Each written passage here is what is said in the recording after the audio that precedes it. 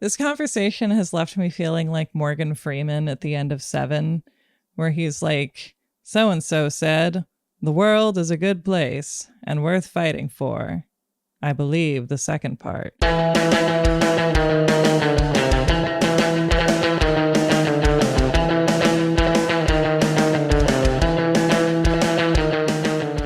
Welcome to You're Wrong About, where we are celebrating the holidays by talking with Taylor Lorenz about the internet, the very thing you might be using to avoid your family right now. Taylor Lorenz is the author of the new book, Extremely Online. She is extremely online. She swung by to take me on a joyride through the last 20 years, roughly, of internet history, and to talk about the world of influencers and how, whether we accept it or not, we're all probably living in it now, and what we can do to make it a better place for all of us. We've been having a really fun, very Christmassy month over here, over on Patreon and Apple Plus subscriptions. For our bonus content subscribers, we have the beginning of my reading of the audiobook of Charles Dickens' A Christmas Carol. I'm doing my best to emulate the great Gonzo, and we're going to have the conclusion to the story up in the next couple weeks. So stay tuned, or else you'll have no way of knowing how that book ends. I also want to thank so dearly everybody who came, everybody who tried to come, everybody who was there in spirit at a massive seance, a holiday spectacular for the living and the dead, the show that You're Wrong About did in collaboration with American Hysteria, a great podcast, and The Little Lies, a great Fleetwood Mac tribute band, and with our friends Chelsea Weber-Smith and Miranda Zickler. We had an amazing time welcoming some ghosts into the Aladdin Theater. And if you didn't get a chance to see us this year and wanted to, we'll be doing another show next year. Don't worry about it. We'll be back. We're going to try and add more dates this year. We had a really amazing time, and we want to make this a holiday tradition.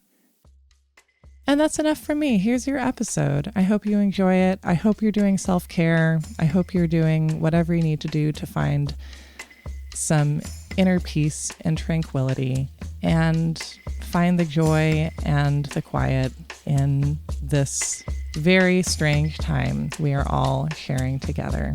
Now let's go talk about the internet.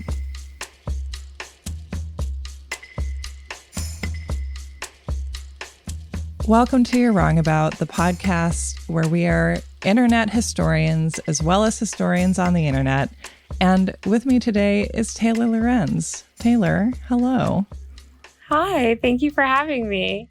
For people who don't know, and you can introduce yourself better than me, but I would say that you're one of the people who makes it possible to understand what's going on in culture today. And you have a new book out, which is specifically about something that we deal with all day long, every day, without necessarily having to be thoughtful about it, which is the internet. Yes. It's kind of a internet history. It's called Extremely Online, The Untold Story of Fame, Influence, and Power on the Internet. And it's about the rise of social media and the kind of told through the lens of the content creator industry. And like, not to have a spoiler or anything, but I would say that I am a content creator. And I wonder, do you identify as a content creator? You know what's so funny? For whatever reason, I wrote a story about inflation last week, and the Republican Party Twitter account started tweeting about me, and they were calling me, content creator. I was like, I'm a journalist. And then I was like, why am I so mad about this? I spend all day defending content creators. But I mean, at this point, I think we're all content creators. It's kind of what my book is. One of the thesis of my book is like, we all live in this content ecosystem and produce content for platforms, whether intentionally or not. So yeah, I'm a content creator. And I mean, as I reported recently, it's kind of crazy. Like the Bureau of Labor and Statistics that charts, different types of workers, they literally chart how many canary trainers are working in the United States right now. And yet they don't count any online content creation work. Like you could be a full-time YouTuber. There's allegedly 50 million people around the world working as full-time content creators.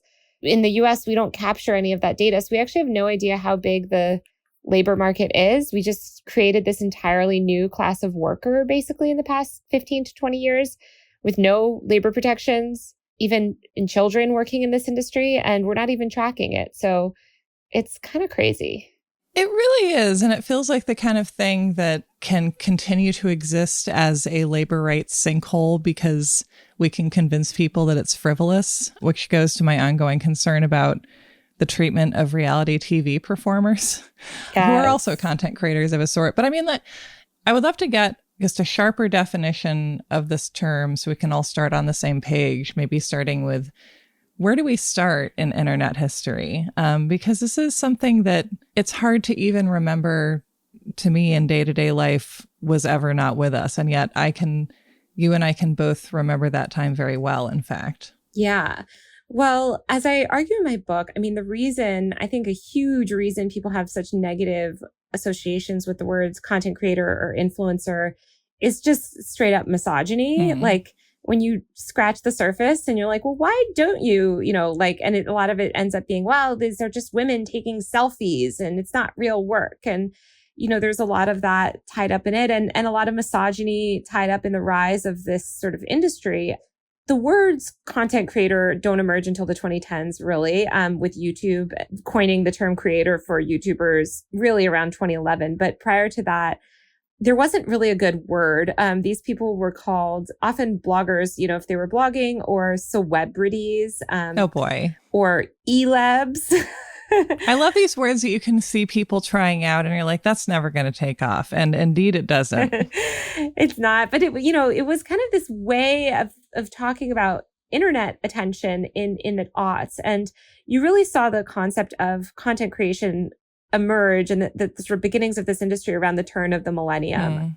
Between the years 1998 and 2003, there was this explosion in blogging software. So you had platforms like Blogger and WordPress and others kind of allowing people to self-publish and generate audiences. And most of the earliest blogs were tech-related blogs for obvious reasons and political-related blogs. And it wasn't really until the early 2000s, like 2001 to 2003, that you saw the emergence of mommy bloggers. And they were really the first kind of influencers, content creators, whatever you want to call this group of people, which I would argue is just like internet media. Like what a content creator is essentially somebody that's running their own independent media company on the back of these platforms. I would love to hear about what the internet was before this, because there's something to me very interesting about how it had to evolve into the ability to allow people to tell personal narratives commercially, right? That wasn't always possible. Yeah, there was no money in the internet. I mean, the internet was this sort of like fad. There's that famous Katie Couric clip where she's asking like, what can you do on the World Wide Web or whatever? So the internet prior to social media was just very disjointed. I mean, it was also prior to search becoming a real thing. Google wasn't dominant. In the 90s, you had all these sort of disparate message boards. You had things like Netscape and these different browsers emerging, and you had the beginning of blogging, but nobody could find the blog because there wasn't any real discovery mechanism. And so you don't start to see the sort of social layer of the internet come until really like the years 2000 to 2003 and 4, where you saw blogging. Like blogging, I would say, is its own sort of social network, essentially. And a lot of these blogging platforms often, remember, you could have like a blog roll, or like GeoCities, you could have your little web ring. I love the web rings. Yes. And then you saw like Friendster and MySpace starting. Obviously, Facebook starts too in 2004. So it was just like the beginning of social networking, and there was no money in it. The connotation was still that it was for like children, like maybe on AIM, and like weirdos in their mom's basement.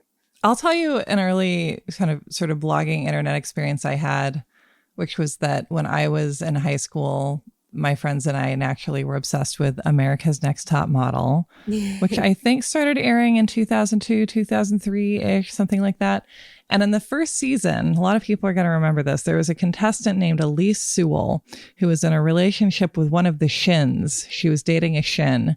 And she was like the first runner-up after the lady that went on to be on My Fair Brady, Adrienne Curry. I wish her well. Annalise had this big career going off in modeling, mostly in Asia, but she had this really great live journal about it that my friends and I read. She, it was like a personal live journal where she would upload photos. It would be like her backstage, her getting her makeup done, her in her like model apartment in Stockholm or whatever. And that was something that, I don't know, maybe raised her profile in some ways, but I really don't think so. I think it was like for teenage girls mostly, and that I don't think there was any money in it, but it was something that people did. You would have people sort of with a sizable audience on LiveJournal or on Blogspot or something, and maybe it would translate to them being able to tell you about a book they had that was coming out, but like it's so weird to have to explain that there were not ad dollars in it. No, and not only that, during those years, we're actually talking about the peak of print media. I mean, this is pre-recession. Yeah. This is when these media companies were rolling in money. And especially because around the year 2000 was the dot-com bust. There was a boom and a bust. And so after the dot-com bubble crashed, everyone was like, oh, the internet's over. It was a fad. It's over. Nobody's going to read things online. Why would you do that? Like the internet, it's like the Macarena. It's just something we all thought was fun for a minute. And then we came to our senses. Yeah. Yeah. And so back to the mommy bloggers. When did we start to hear this phrase? Where do they come from? Tell me of their ways. People always associate the creator industry, influencer industry with Gen Z, but it was really like these older sort of Gen X women or somewhat young, I guess, women in their 20s and 30s who had young children. A lot of them had been working moms, but were now sort of shut out of the labor force because they had to be home with their kids or whatever. And they turned to the internet for community because at the time, the women's media landscape, especially in the early 2000s, was so deeply misogynistic. I mean, the women's media landscape in the 2000s generally was misogynistic, but the Women's Day, like all these any kind of magazine that talked about like pregnancy and stuff, it was like everything is sort of a woman to deal with and just serve your husband and stuff that I went back for researching my book and I was like, I can't believe this was published in like 2003 because it reads like something from the 60s. And so women turned to the internet to post about what motherhood was really like for them and sort of find community. And so they started posting, frankly, very feminist stuff. Like, I mean, it was a lot of destigmatizing things like struggling to breastfeed, postpartum depression, sometimes hating your husband, like all these things that were really taboo and considered not something that women should ever talk about publicly, much less read about in the media. Can you talk a little bit about what it's like to work with an editor, having to jump through one or many hoops to try and convince people above you that basically what you have to say is something that other people will respond to?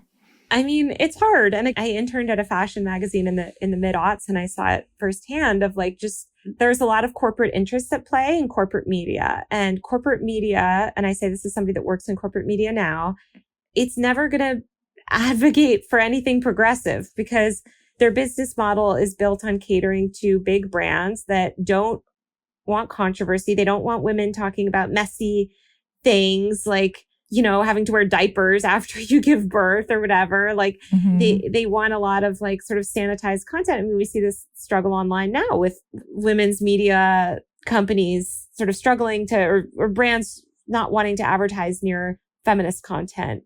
So it was very, it was a weird media market. And as a journalist, you couldn't, I don't think that there was a lot of feminist journalists working in traditional media at that time because to rise the ranks of corporate media, it sort of filters out anybody that's too progressive or too outspoken because it's not how you're going to get ahead at whatever women's magazine. And so it just created this environment where like most of the media was very paternalistic and didn't recognize women's voices compared to the internet where they could be candid and there was no editors, as you mentioned, no oversight. You could say whatever you wanted and it felt so liberating to these women. Yeah. A book that I keep recommending to people as just kind of a fun, frothy read and also a great insight into the culture and the media culture of the late 1900s is Tina Brown's The Vanity Fair Diaries, which is about taking over Vanity Fair as it was sinking and what it took to have an extremely successful kind of a Cinderella story for a magazine in the 80s. And what it really stresses inevitably is that like you have one shot per month to get good circulation. You need kind of an eye-popping cover.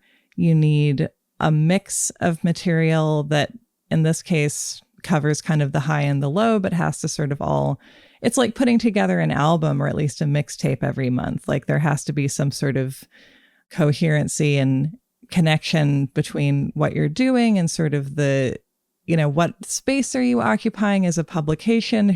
How are you imagining your consumer? What's your view as a publication? All of that. And it also, you know, it feels like a very consistent thing in American culture that motherhood is in fact this very complicated, often physically and emotionally gory experience for people, and how in a sort of nice, snuggly, please buy me in the Impulse Rock magazine are you going to pick, for example, an article about recurring unwanted thoughts of horrible things happening to your baby when you're a new mother, and how that's like a known psychological phenomenon that doesn't mean you're a danger to your child, right? Because that's something that people need information about, as a for instance, and that is not very pitchable. Exactly. And it's not something people wanted to buy in a glossy women's magazine. The emphasis was on homemaking, fashion, a lot about weight loss, like get your pre-baby body back. Like there was so much about the pre-baby that kind of body. That sounds like it's like some body you have to track down in the woods. Go find the pre-baby body.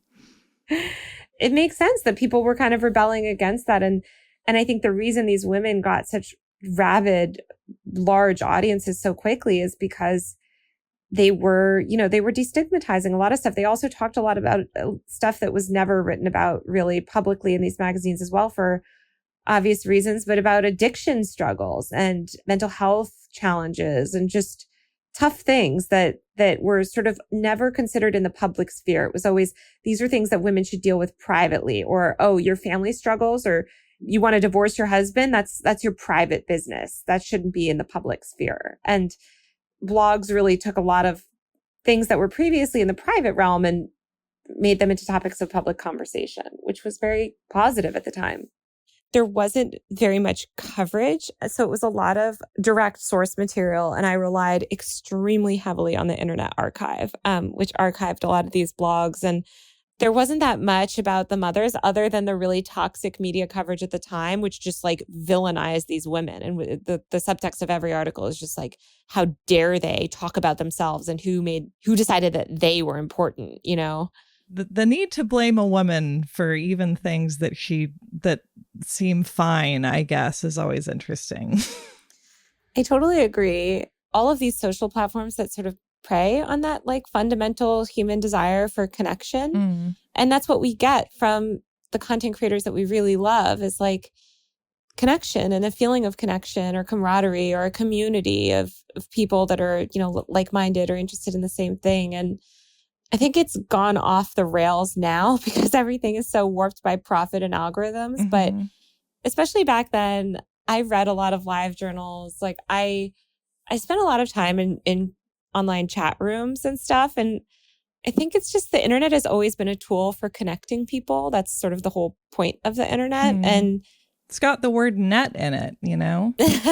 Yeah. It was so pure back then in a lot of ways, you know, because it wasn't all warped by profit because there wasn't money in it yet. Yeah, which again is hard to imagine, but it helps to remember how slow it was. And something I remember is one of my best friends and I, we would take disposable camera photos of each other. Then we would take the cameras to Fred Meyer and have them developed, and then take the photos home and scan them in and upload them slowly onto LiveJournal so people could like look at our live journals and wait for each photo to load for like 1 minute and then be like, look at that. It's an arty shot of a girl looking overexposed by the flash. Ooh, she's standing against a wall. You know? Yeah. That's the same stuff that teenage girls are doing today. But if they are good enough at doing it or just have the right kind of vibe for the marketplace, then they could, you know, get a bunch of sponsorship deals. And I guess what we're getting into this whole episode is talking about what that's all about. And my only real concern is that I think it is often bad for the teenage girls. Yeah, it is bad, but the system before was bad too. I'm very against the sort of solution of like just being to log off and go back to this pre-internet world, because especially having spent so much time researching the media climate of the aughts and remembering, you know, I was a teenager in those years, and those were sort of my like high school and college years. So like a lot of millennials, like I think we tend to romanticize it. Yeah.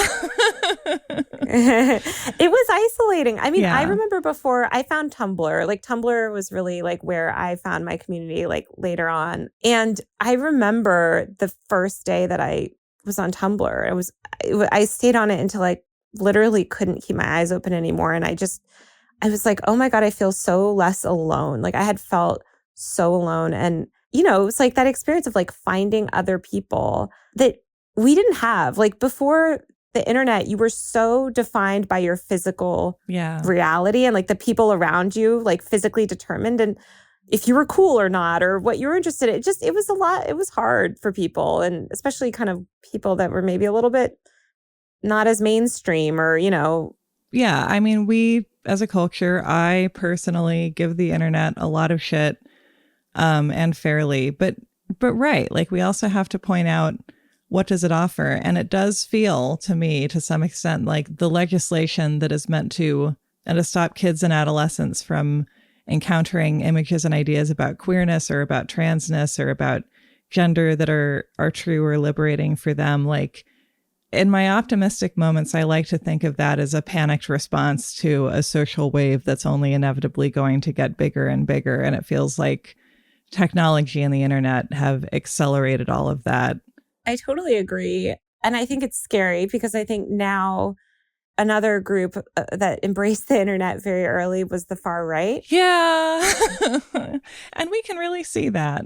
And I think it's scary because I think a lot of traditional media and traditional institutions now are just playing catch up. And we're in this bad system also where we have this monopoly, really a duopoly of Meta and Google controlling most of our social media environment and mediating most of our online relationships. And I think we're in a bad spot now, but I don't think that, I think we can eliminate the current platform landscape and change things. But logging off was not that great. Like it was fun. Yeah. LiveJournal, I missed that era, but it was also very lonely. I don't know, the need to sort of make social connections facelessly. I mean, I personally spend so much time thinking about how many toxic qualities it brings out in people to relate primarily to the idea of other people, you know, through stuff like Twitter or whatever we're doing now.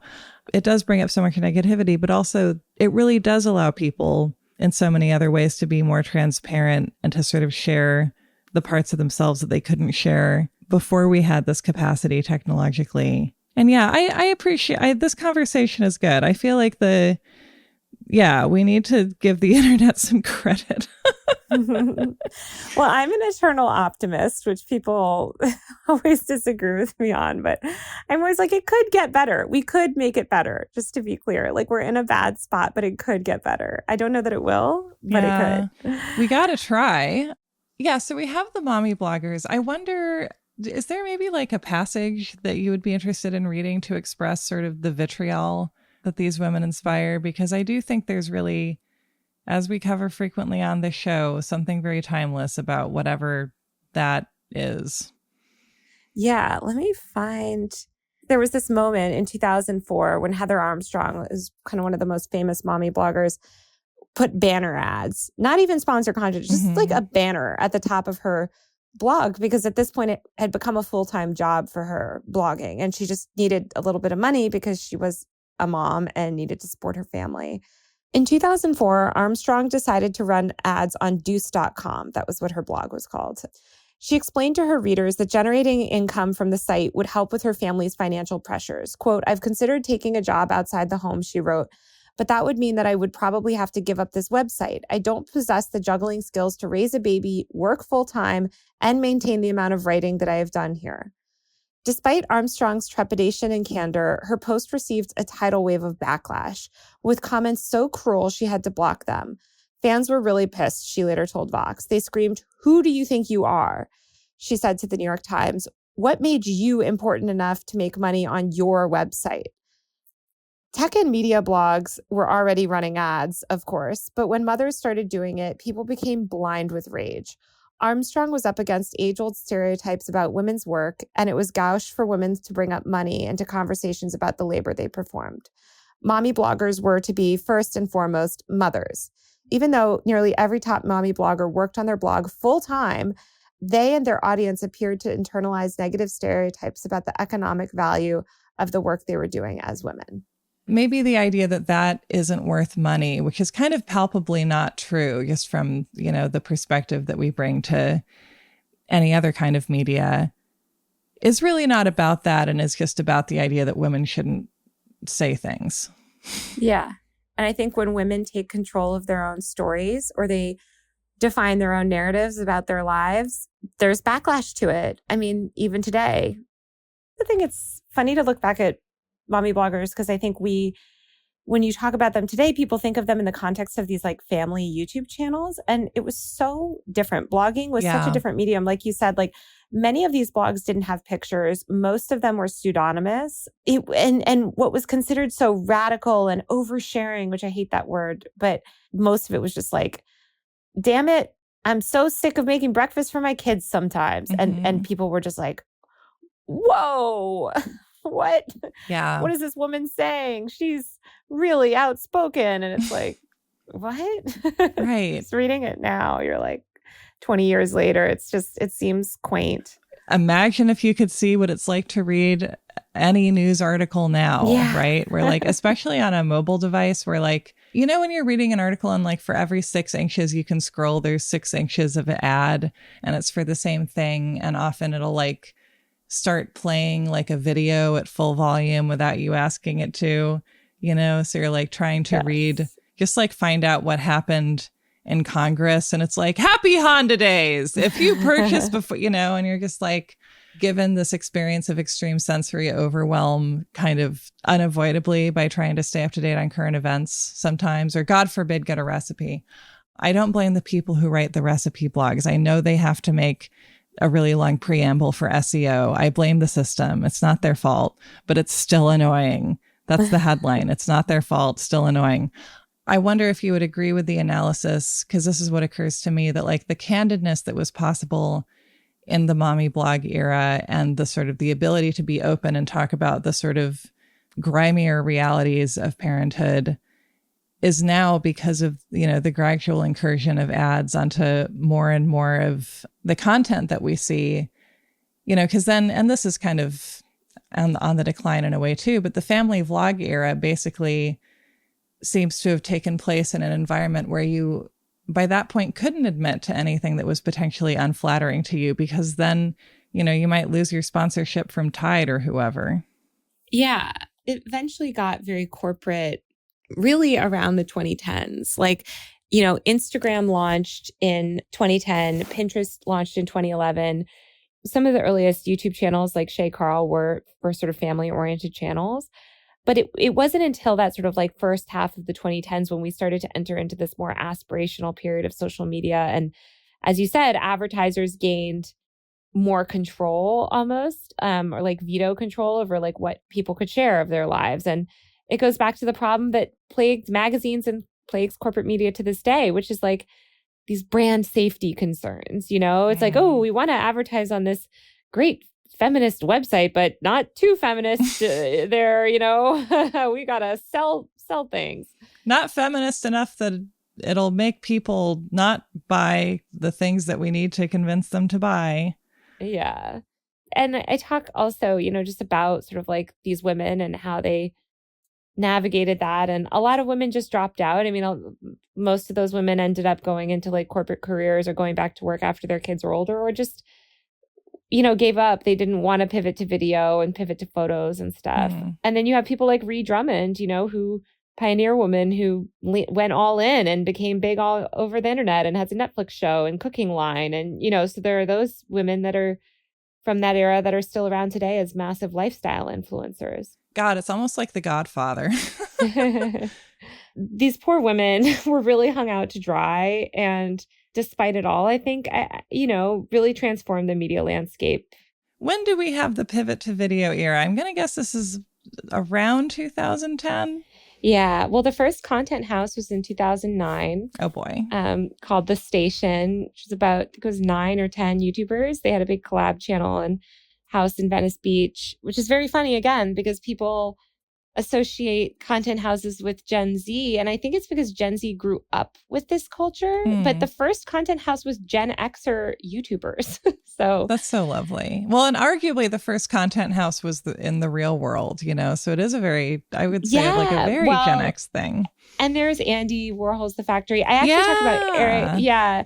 I talk about Eric Nies. Eric Nies in the 90s was one of the most famous sort of real world cast members that ended up gaining a following. But it was in the late 90s and it was too early. There was no way for him to capture attention. I mean, this is the fundamental shift, is like people would get attention, but there was no follower. There was nowhere you could like follow him, or there's no way for him to kind of directly connect. So it kind of went away. Whereas, you know, as I write later in the book, like bachelors and bachelorettes, like when that reality franchise took off, like that became like an influencer factory, you know, in a way that real world couldn't, I think, because real world was almost too early. But yeah, around the turn of the aughts to the 2010s is when you started to see the pivot towards first images and then video. So things were more photo based. Again, the rise of like Pinterest and Instagram. Facebook, Facebook did that big redesign. I think it was 2010 when, or maybe it was 2009. They launched Facebook pages and they made your Facebook profile very visual and very easy to kind of search for photos. The whole internet became more visually oriented. And then, or you saw the rise of YouTube and YouTube vloggers, and then Vine, which I talk about a lot in my book. I don't know if I'm sure Vine was not utopian at all. It was its own little sort of corporate concern that lived and died. But Vine feels very special to me. And I can frequently be heard exclaiming to my friends, and they were roommates. Every single time I get in the shower, I think shower time, Adderall, glass of whiskey, diesel jeans. Do you know that Vine? No, but that's so great. That feels like... That's perfect. You have to watch that Vine. It's one of my favorites. But and Vine never stops giving. Yeah. Vine ushered in the era of mobile video, because before Vine, it's hard to remember, Instagram did not have any video. Twitter did not have video. You know, YouTube was primarily desktop. YouTube didn't even launch a mobile app until 2011. And on that mobile app, you couldn't post anything. It was only for watching videos. So if you wanted to record and post a video, there was like no easy way to do that, really. Until Vine kind of mainstreamed it. And part of the reason it was 6 seconds was kind of random, but also because like people were like on 3G at the time. So you couldn't really like record and edit, you know, you couldn't have a TikTok and CapCut back then. But it kind of transformed, and that was the beginning of the whole kind of video revolution. And I agree. I mean, look, some of the creators that came out of Vine are like the most obnoxious people on the internet, but at the same time, I do think that they deserved payment. And that was sort of the fundamental disagreement between the content creators and the platform. Was they were like, why are we making this all for free? This content is valuable. And that was the first time that these creators had really gotten together and asserted the value of online content in that way. Because internet content was thought of as so secondary and silly, and Vine was seen as this like frivolous app. But those creators were like, we're generating a huge amount of engagement. We need the dollars. And, you know, it's easier to see it now, but it feels so transparently obvious where like if there's a social media platform and your creators are driving all of the traffic that's on your platform, like there would be no purpose to being on it if you couldn't see what they were doing. Why do they not deserve compensation for that? Exactly.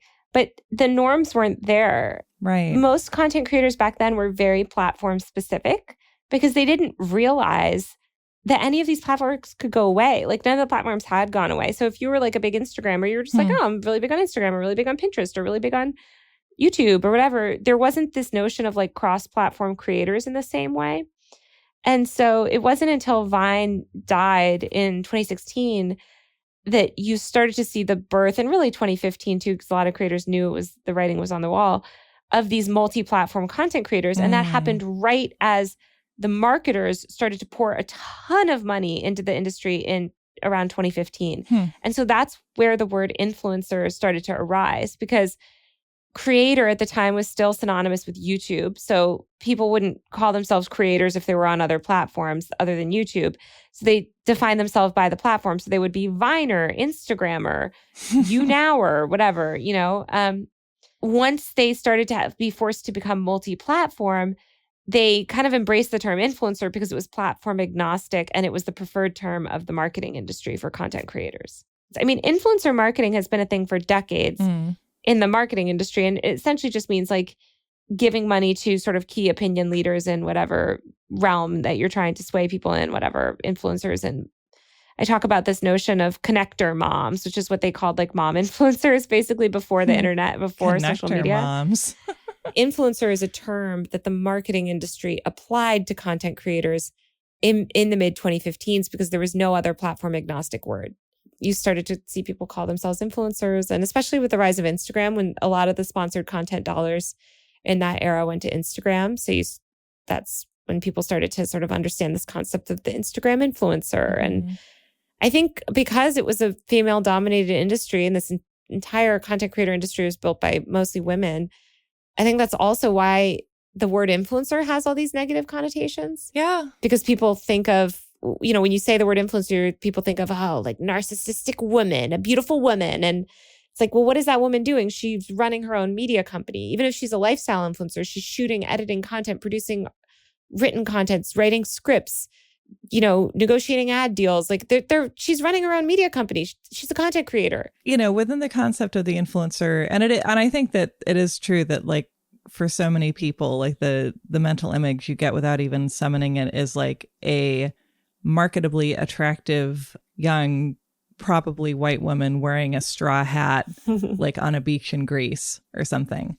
That within that idea, there is so much to interrogate and talk about. And one of them is like, well, why is it that our image is the marketably attractive, young, thin white woman? Like that's by definition ableist and exclusionary. And it is, but that's because what the marketplace is doing, and this idea of, the irritatingness of, again, this, and there's so many examples of this, like this type of influencer or other influencers that we can all think of being like, anyone can do what I did. Just like, you just got to hustle. You just got to work hard. And then you too can have this giant house in Utah. Like that's extremely toxic, but that's the prosperity gospel. And that's the sort of model of capitalism that we exhibit as a nation, So I think that like the problems of our culture manifest in influencers, but this is not a category of job that invented these problems. They're in the most hyper capitalist sort of like hellscape environment. Like their entire lives are determined by like online metrics that they have to optimize and they can never stop and they can't they again have zero labor protections and zero stability. And it's a lot. And yeah, the top people are rich, the 1%, but most content creators can barely make a living. There was this idea, I guess, by the late 90s, especially the turn of the millennium, that like the American dream had sort of like fallen. People were sort of starting to realize that like not anyone can make it in America. And like there's actually a huge amount of inequality. And this sort of like, people started to realize this more and more over the past couple decades, but that the internet has really kind of reinvigorated a lot of that same problematic belief structure where it's like, these tech companies sell this idea of like, hustle hard enough, anybody can make it. You too can be an influencer, just keep posting. And obviously it's, that's not true. But it was true for enough people that you could believe that somehow. Yeah. Same thing with America. It's like we have a bunch of billionaires, but that doesn't mean that most people are going to end up that way. But these like few successes are used to prop up this like delusion basically of tech companies sell. And I don't know, it's a very American career, I guess, to be a content creator. Like it's very, obviously there's content creators all over the world, but I think the reason a lot of the industry is skews so American, one is because we output our entertainment culture all over the world, but also because like there's not the same sort of hustle culture, I think, in a lot of other places. Well, that sounds nice. I don't know. The Godfather has been sort of a vague motif in this show because I was sort of obsessed with it when we were making the first episodes. And I watched it again recently. And like, I really believe that the moral of The Godfather is stay small, stick to the neighborhood, don't grow for the sake of growth, because then you're going to have to kill people. And that feels like something we know, even if we don't want to know it, that like staying at sort of a moderate size and not trying to, grow at a pace where, like what Spotify is doing, where it's like now they're in books now. They're like, we've looked into it and now we're ruining books. And you're like, oh, that's nice. It's true, because there's always the pressure. It's like we need more, more, more. It's also interesting. I wonder if you would be interested in talking about how Facebook kind of plays into all this, because it seems like the story of Facebook is like a thread running through the whole story of the internet for the past 20 years. Yeah. And people don't associate Facebook as much with the influencer content creator industry at all.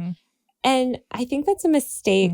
It did teach all of us to post for an audience, and the shift to the news feed, which happened in the late aughts when, it used to just be you'd have to like manually go to everyone's profile to see what was new. And suddenly this news feed launched that sort of aggregated people's activities. And suddenly like you just began to inherently post for this audience and assume that what you were posting would be kind of distributed through this like feed environment, which at the time was very sort of new and radical. Yeah. And I feel like Facebook, while not supporting the rise of, say, beauty YouTubers or whatever, that Facebook was important in the rise of being like an alt-right content creator to some extent, using that term loosely.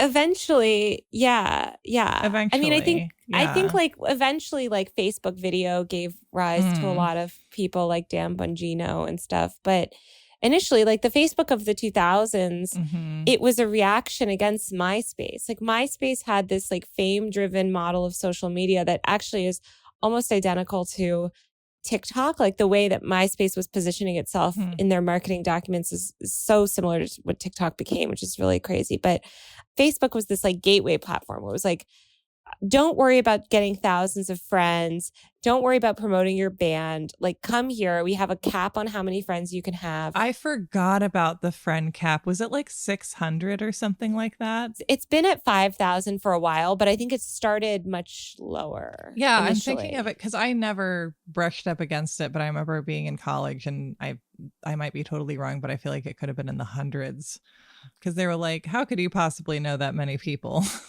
And the notion, like the whole thing with Facebook too, is that like the social norms were that you weren't supposed to add people that you didn't know. Right. IRL. It was more about taking the offline connections and manifesting them in the online world rather than facilitating homegrown online connection. And then there came a moment when you didn't have to be in school to be on it. And I was like, this is so funny to me now. It's so funny. I can't begin to even laugh about it, that I was like, why are adults on Facebook? They're above all this. This app is for kids. And now I'm like, oh my God. Because like Facebook now at this point is like, I don't really go on it, but I think of it, not entirely correctly, but I think in many ways this is what it represents culturally, is like the app of paranoid boomers to post like both racist and also really poorly designed memes about immigration. Yeah, the minion memes. Oh, you can't use the minions for evil, you guys. Ironically, to be fair, the selfie was also a big moment online where, the first back-facing camera, I think it actually was introduced in 2010, but it was still the beginning of the 2010s when you saw this rise of like just people putting themselves online increasingly for an audience, whether it was Facebook, YouTube, Vine, whatever. More and more people were kind of like, let me put myself online and like post for an audience and see what happens. There's like this video of like hot girls at a baseball game. They look like college age girls, and they're like all taking selfies together. There's like 5 of them. And I wrote about that. Okay. Yeah. Talk about that. Yeah. These women were taking selfies at a baseball game, and it's hard to explain to people, but that was actually a news cycle. Like people were so angry at these women for like, taking photos of themselves when they're supposed to be watching sports. And every time a celebrity took a selfie was a huge scandal. Obama took a selfie and it was a huge scandal. That's right. It was like, how could he debase himself as president by taking a selfie? And it's just so stupid. This is like doing something weird to my brain because I truly had forgotten that this was ever not part of our lives. Because now, especially the political selfie, everybody has to do that. And what is it about the selfie that seemed radical to people? Because it's like trying to get back to that moment. You're like, well, it's just the camera pointing. You just rotate something. The camera is just pointing in a different direction. Why is that something? But it feels like it's about something else. It's about control of an image. And selfies were primarily normalized by teen girls. It was a behavior that teen girls engaged in initially. Mm-hmm. Psychology Today declared selfies a sign of narcissism and psychopathy. Honey!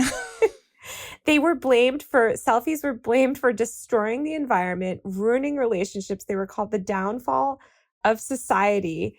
I think narcissist is one of the most interestingly misused and overused words of our century. And then it feels like we say someone is narcissistic, like if they are interested in understanding themselves, thinking about themselves, seeing themselves, exploring their own experiences, making themselves sort of a subject within their own art. And as I'm saying this, again, it's like, we don't have to treat this as a social enigma, right? It feels pretty fucking obvious why that's the case. And it's that if women are not stigmatized and socially punished for being interested in or caring about their own experience, then they might not notice how marginalized they are, Mm-hmm. But then it becomes quickly normalized, and there's never any reckoning or anything, for the people whose we never got revenge for the baseball girls. Where is their day in court? Amen. Yeah. It was around that time when like these random people would start to blow up. And it used to be this pathway where like you'd blow up online and then you'd go on Ellen. And that was like the peak of your virality. And you'd have a moment and everyone would clap for you. And now it's like, I don't even know how you could even keep up. And we live in a viral soup, basically. We do live in a viral soup. And it feels like I guess everything we encounter, not everything, but 70% easily of what we encounter media-wise is people having their viral moment or sort of continuing a career that they have built off of those moments. Yeah. I think a lot of it too came with TikTok, like this sort of algorithmic version of social media where you're just constantly shoved new content. Can you bring us kind of up to the current moment and sort of, because it feels like really with every passing year, things are changing fairly dramatically at this point. Yeah. Well, 2017 was actually a really pivotal year. Trump was sworn into office. And that was when people started to really reckon with the internet and be like, wait a minute, maybe the internet's bad. Maybe these tech conglomerates don't have our best interests at heart. Facebook was blamed for the rise of Donald Trump. Logan Paul vlogged a dead body that year. And it was suddenly people were like, that was also when all the prank era of YouTube was sort of ascendant and at its peak. And Tide Pods were a panic. And, it's suddenly everyone was like, whoa, wait a minute, the internet is bad and toxic. And we had a couple years of kind of reckoning with that. And then the pandemic hit and then everyone was just forced kind of heavily online. We were like, never mind. I forget all the bad things I said about you. In the pandemic, every week on Sunday, my screen time report would appear and it would be like, you spent 11 hours and 29 minutes on average on your phone last week. Good job. And I would just always feel like Julianne Moore in Magnolia, just like, I have death in my house and you call me lady. I know. I mean, I feel like all of our screen times went up so heavily and never went back down to baseline. And also just like so much of the world, like I think that was when everything flipped and the internet became the default reality where like now the offline world is more like a stage. Oh no, it's true. I don't like that. I know, but it is. It's just how it is. And I do think that, I don't know. I think TikTok is obviously the dominant platform now too. And TikTok is so centered around nonstop virality and discovery that it's just like, I feel like we're all on a treadmill. Yeah. It's a lot. I mean, even Substack now, which was this like newsletter platform, is like wrote about recently, like pivoting to video and has video features, and you can clip Substack videos for TikTok now. And it's just, as a writer, I hate it. I hate it. I hate that every podcast also has to be video. And I'm so grateful that I don't have to be on camera right now, because it's just, there's something you should that you never lose. have to be on camera, Taylor. That's a violation of your human rights to be forced. I mean, I'm being dramatic, but I'm kind of serious, right? That like we shouldn't have to have our faces surveilled for hours and hours to be socially relevant. I totally agree. And I also think it's really important for self-expression to have anonymity and to have privacy and to have, and there's so much when you express yourself through video that gets, people are perceiving your age and your gender and your, there's just a lot about you that sort of warps the way that people will listen to what you have to say or take you seriously or whatever. I mean, I cannot post a single TikTok without somebody commenting on my age. It's crazy. And I don't think men in their 30s get that, by the way. I think men in their 30s, no one even gives a shit. They're still considered young, whereas a woman in their 30s is like, why are you on the internet? The one thing that the pandemic did is I do think it forced people to sort of take online labor more seriously and like take the online entertainment ecosystem more seriously and take like internet culture reporting more seriously. And I don't know, really became a thing. Yeah. And I wonder what the future is, because I think my ability to sense trends in tech stuff and internet stuff has never been good. And I really thought Twitter would last forever, and it's not looking that way. It's going down. Yeah. But, I used to spend every single night in my bedroom on Tumblr on desktop. And, I thought that I could never live without Tumblr. My entire social circle in New York was based around Tumblr. It was all of Tumblr people. And then it sort of went away. And I think I just logged off and didn't log back on again. And that's going to happen with Twitter, because we're already seeing use cases of Twitter going elsewhere. People are scattering elsewhere. I don't think there's going to be a one-for-one replacement for Twitter, but this is just how tech evolves. I mean, same thing with Facebook. Remember when Facebook was so life or death? Yes. It was, you would come on Facebook, you would put your status update, like you lost your phone, you would go on Facebook to say like, hey guys, everyone send me your number again or whatever. God, yeah. Well, and that was kind of what was great about Facebook in the beginning, was that it was sort of like true, a very functional place where you could keep track of people you actually knew. Yeah.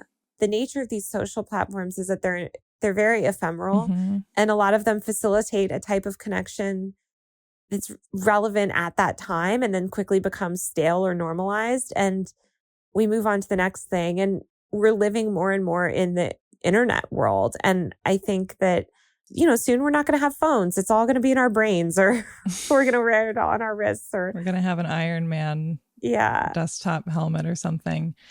What do you think we've been through? What are we going through? Zooming out, it feels like it's just hard when you're in the thick of it every day to recognize how much is happening in the thing you think of as just the way you communicate with people and learn what's going on. So much of the internet is just shaped by people. And I think humans always have this sort of fundamental desire to connect with others. And we think of the internet as being shaped by these tech giants, and almost every single book that's been written about the rise of social media has been told through corporate narratives. It's the social network sort of version of social media, where we have the YouTube book and the Instagram book and the MySpace book and the WeWork book and the whatever, but it's like, that's the way we understand, is through these like Silicon Valley men that invent these transformative technologies. And writing the book made me realize that like these corporate narratives are all complete bullshit. And these Silicon Valley men, time and time again, kind of never knew what they were doing or what they created. And it was the users of the products and just people that just shaped culture and shaped history and really had a really outsized effect on these platforms. And so I think when we think about the tech landscape, there's this tendency to think that we're very like helpless. And of course we are all somewhat at the mercy of these tech platforms, but I think collectively we have a lot more power than we think as users. And I hope people don't forget that and push for change and push for these platforms to do better. And it ends up having a real impact and can really transform our online experience, for better or worse.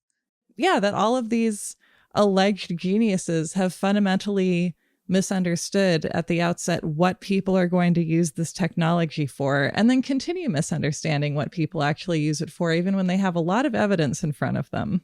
Nobody knows how it's going to turn out. Obviously, things can flip-flop and go so many ways, but it's something we're all creating together. And I think people hear this a lot. You hear a lot with like social media of like, you are the product, right? Like the people are the product. But it's true in the most basic sort of monetization sense. But it's also true that like, exactly, we are the product. So like we can shape it. Silicon Valley is basically just sort of like channeling human connection and the desire for human connection. And it's not like they've invented some radical new thing. It's just like, here, let's channel this cultural like norm, or like, let's lean into this. But it's really just about people. And so I wanted to write this sort of like people's history of the internet and social media, because I think I wanted to myth bust a lot of the Silicon Valley narratives, and also just like give credit to a lot of these like transformational people, which were primarily women, gay people, and people of color, like almost universally, who shaped so much of the internet and continue to shape so much of the internet and are never really given credit. Yeah, and certainly not compensated enough on the whole. It seems like something that has developed that does in a way give me hope is that more and more people, just in order to make a living, have to sell some aspect of themselves and their lives. Andy Warhol was, well, let's not give him too much credit. The Andy Warhol quote is that in the future, everyone will be famous for 15 minutes. And we actually passed that era. And now we're in the future where everyone is famous for a living. Yeah. And I don't love that, by the way. Like, I think a lot of times people conflate like my coverage with like some endorsement of the current system or the current platform landscape. Right. And it's not. I talk a lot in the book about like the downsides of all of this and like how exploitative it is and how dystopian it is and how we're all pressured to sort of commodify ourselves in increasingly invasive ways. And that can be bad. But I think there's a lot of good with the technological progress that we've made along with the bad. And I hope that we can make it better without just throwing the baby out with the bathwater and all living a trad life, where we log off. If you ask people about the future of social, a lot of them will say like, it's crypto or blockchain. I don't think that's true. But I do think that like people want more autonomy over their online experience. There is a fatigue that people are getting.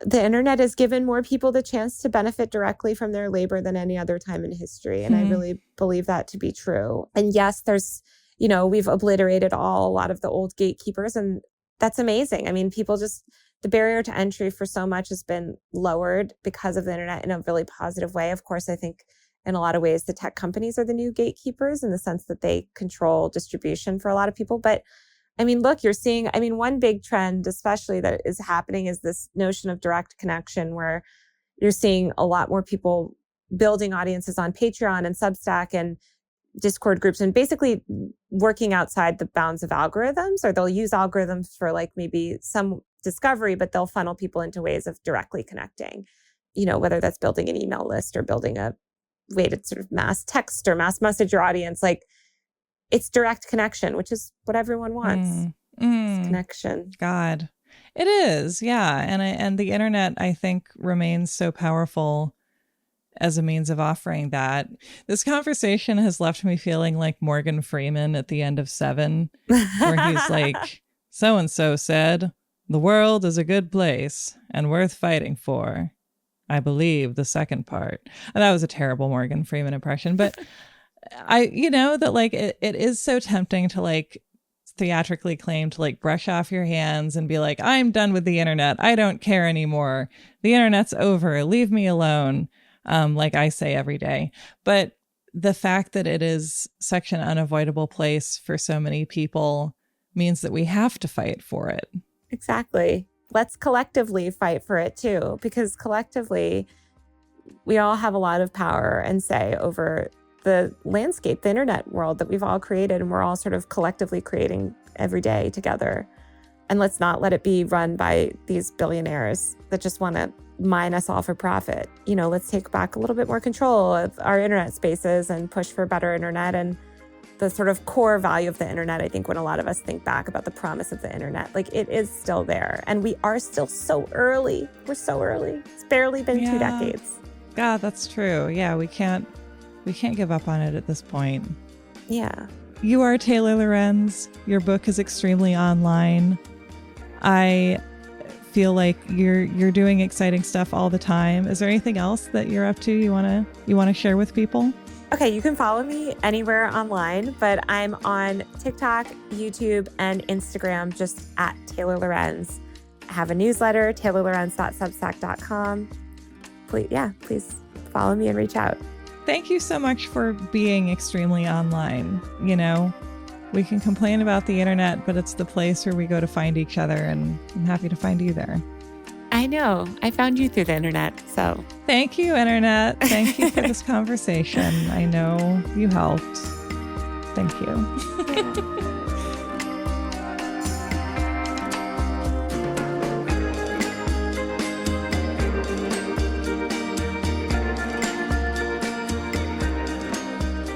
And that is our episode. Thank you so much to Taylor Lorenz. Her book is extremely online, The Untold Story of Fame, Influence, and Power on the Internet.